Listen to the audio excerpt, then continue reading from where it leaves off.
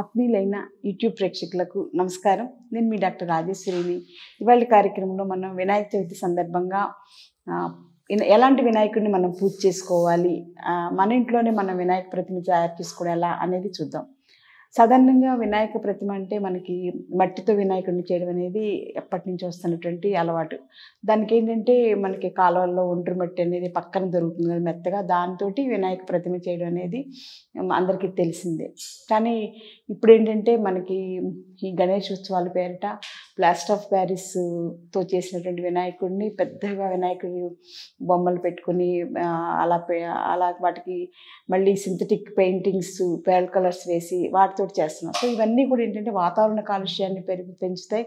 తర్వాత ఏంటంటే అవి నీళ్ళల్లో నిమజ్జనం చేశాక నీటి కాలుష్యాన్ని పెంచితే తర్వాత భూమిలో అవి కరగక భూమి కాలుష్యం కూడా పెంచుతాయి. సో అందుచేత మొత్తం మనకి వాయువు గాసం అన్నీ కూడా కాలుష్యంతో నిండిపోతాయి. అందుచేత మనం అలాంటి వినాయక ప్రతిమల్ని అసలు ఏమాత్రం మనం ఎంకరేజ్ చేయకూడదు. మన ప్రభుత్వం వారు కూడా అవన్నీ కూడా చేయకుండా ఉండడానికి రూల్స్ అవి పెడుతున్నారు. అందుకు మనం చాలా ఆనందించాలి. ఇప్పుడైతే మనం వినాయక ప్రతిమని ఒకవేళ మట్టి వినాయకుడు మనకు దొరికినా దొరకకపోయినా మన ఇంట్లోనే మన ఆర్టిస్టిక్గా వినాయక ప్రతిమను ఎలా తయారు చేసుకోవాలనేది ఇవాళ వీడియోలో ఒకసారి చూద్దాం. తర్వాత ఈ పసుపుతో చేసిన వినాయకుడు ఆరోగ్యానికి ఎలా ఉపయోగకరం అనేది కూడా తెలుసుకుందాం. ఎందుకంటే మనం ఏది చేసినా కానీ అర్థం, పరమార్థం, ఆరోగ్యం, ఆనందం అన్నీ ఉండడం అనేది మన భారతీయ సాంప్రదాయం కాబట్టి అందుచేత ఇవి కూడా మనం చూద్దాం. అందుకేంటంటే మనం మట్టితో వినాయకుడిని చేయడం అనేది జనరల్గా పిల్లలు చేయాలి. వినాయక చవితి అనేది కుటుంబం మొత్తం కూడా అందులో చక్కగా మమేకమై చేసుకోవాల్సినటువంటి పండుగ. మన భారతీయులకి శ్రావణ మాసం తర్వాత మొట్టమొదటికి వచ్చేది వినాయక చవితి. సో ఈ వినాయక చవితికి మనం ఇంట్లోనే మట్టితో పిల్లలు చేయడానికి అవకాశం లేనప్పుడు పసుపుతో అయినా మనం వినాయక ప్రతిమను చేసుకోవచ్చు. అది ఎలాగా అనేది చూద్దాం.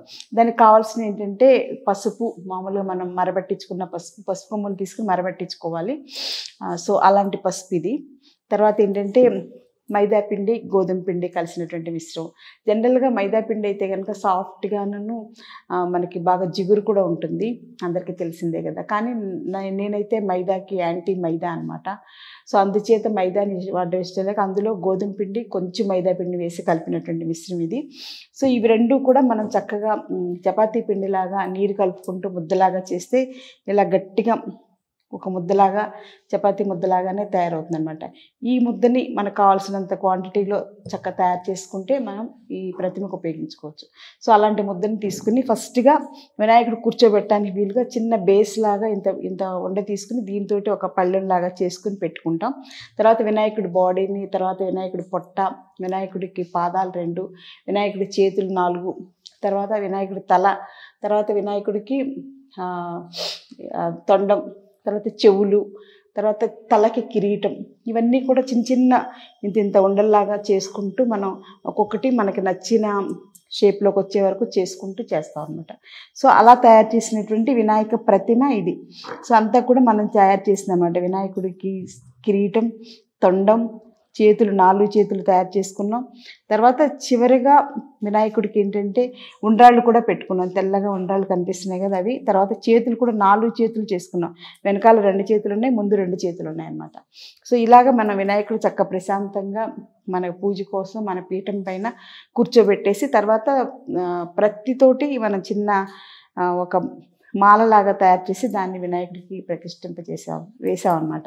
సో తర్వాత మనం ఈ గరికని వినాయకుడికి ముఖ్యమైనటువంటి పత్రి కాబట్టి దాంతో పెట్టుకున్నాం. సో ఈ రకంగా మనం చక్క తయారు చేసుకుని కుంకుమ కూడా చక్క పెట్టుకుని ఈ కళ్ళకి మిరియాలు పెట్టుకున్నాం. అలాగే ఏకదంతం కాబట్టి ఇక్కడ ఏకదంతంగా మనం ఇయర్ బడ్స్ని కానీ లేకపోతే టూత్ పిక్ని కానీ ఉపయోగించుకోవచ్చు. ఈ రకంగా మనకి వినాయకుడు తయారయ్యాడు.